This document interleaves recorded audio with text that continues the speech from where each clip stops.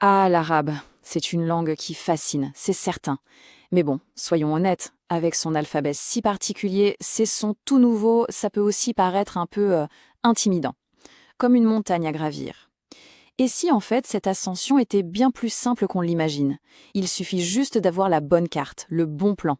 Et c'est justement ce qu'on va décortiquer ensemble. C'est la grande question, n'est-ce pas? Nouvel alphabet, nouvelle logique. On se dit, mon Dieu, mais par quelle bouche je prends ça? Souvent, le plus difficile, c'est juste de faire le tout premier pas. Notre but aujourd'hui, c'est de transformer cette énorme question en un chemin clair, simple et super logique. Alors, voici notre feuille de route. On va d'abord regarder le plan dans son ensemble. Ensuite, on plonge dans les fondations, les lettres, les sons. Après ça, on s'attaque aux premiers mots, aux premières phrases. Puis, on décode un peu de grammaire de base, pour finir par faire le pont entre la lecture et la conversation. C'est un parcours logique, vraiment étape par étape. Allez, première étape, donc, le plan. Parce qu'avant de se lancer tête baissée, il faut savoir où l'on va. Apprendre une langue sans plan, c'est un peu comme partir en randonnée sans boussole.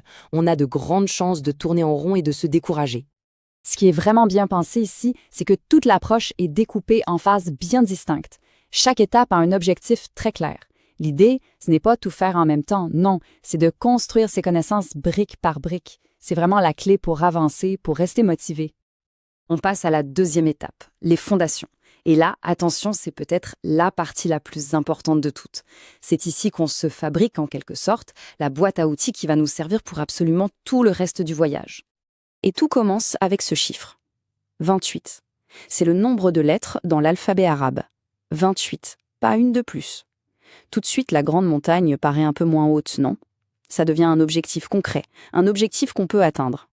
Le processus, en fait, il est assez simple et se fait en 3 temps. D'abord, on découvre ces 28 lettres et surtout les sons qui vont avec. Ensuite, on aborde une petite particularité de l'arabe qui est assez fascinante. Chaque lettre peut avoir jusqu'à 4 formes différentes selon sa place dans le mot. C'est un peu de la calligraphie intégrée. Et enfin, évidemment, on pratique, on pratique, on pratique. D'après ce qu'on a vu, cette étape prend environ 2 à 3 semaines. Oui, mais voilà, les lettres, toutes seules, elles sont silencieuses. Pour leur donner une voix, pour les faire chanter, il faut maîtriser un peu de phonétique. En gros, ce sont surtout les voyelles courtes, des petits signes qu'on met au-dessus ou en dessous des lettres pour indiquer les sons A, I ou OU. Et c'est ça qui, en une semaine à peine, permet de transformer un texte complètement muet en mots qui résonnent. Une fois qu'on a notre boîte à outils bien en main, eh bien, on peut enfin commencer à construire. On arrive à la 3e étape, et c'est souvent la plus gratifiante, la plus sympa, c'est le moment où on assemble ses tout premiers mots et ses toutes premières phrases. Et ça va très vite en fait. On se constitue un premier lexique super pratique, les chiffres, les jours de la semaine, les couleurs, la famille, bref, des mots vraiment utiles qui ancrent tout de suite la langue dans notre quotidien. Et là, l'apprentissage devient enfin concret. Et puis bien sûr, on apprend des phrases emblématiques comme celle-ci, « Assalamu alaikum », qui veut dire que la paix soit sur vous. C'est bien plus qu'une simple salutation. C'est en quelque sorte la première porte qu'on ouvre vers une vraie interaction. Ce qui est formidable et vraiment encourageant, c'est la rapidité des résultats. Juste avec l'alphabet, quelques bases de phonétique et un peu de vocabulaire, on peut commencer à échanger ses premières phrases en seulement 2 ou 3 semaines. C'est une source de motivation énorme. Bon, on arrive à l'étape 4, et là, c'est souvent le moment qui fait un peu peur. La grammaire. Mais il faut vraiment essayer de la voir différemment. Pas comme un tas de règles ennuyeuses, mais plutôt comme la logique secrète de la langue, son système d'exploitation en quelque sorte. Un des premiers piliers à maîtriser, ce sont les pronoms personnels. Ana pour je, anta pour tu au masculin, anti au féminin. On voit tout de suite qu'il y a une structure, une logique très claire. Et ça, c'est la base de toute la conjugaison à venir.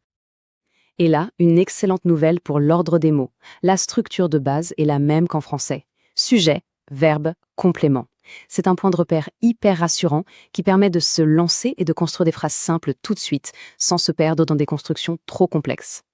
On arrive maintenant à la toute dernière phase de notre plan. Mais attention, ce n'est pas vraiment une fin, c'est plutôt un processus qui va continuer. C'est le moment où on assemble toutes les pièces du puzzle pour que la langue devienne vivante. Ici, l'approche se divise en 2 chemins qui avancent en parallèle. D'un côté, la lecture. On commence avec des textes très courts, des poèmes, des choses adaptées pour bien renforcer la compréhension. Et de l'autre côté, la conversation. Là, on pratique l'oral avec des dialogues tout simples, des jeux de rôle, commander un café, se présenter, des choses du quotidien, quoi. C'est vraiment à ce moment-là que la magie opère, si on peut dire. Tout le savoir un peu théorique qu'on a accumulé se transforme en une compétence réelle, une compétence pratique. Chaque nouveau mot qu'on lit, chaque petite phrase qu'on arrive à prononcer, ça rend la langue moins étrangère, plus naturelle, plus vivante. Finalement, suivre un plan comme celui-ci, ça va bien au-delà d'apprendre des mots et des règles de grammaire.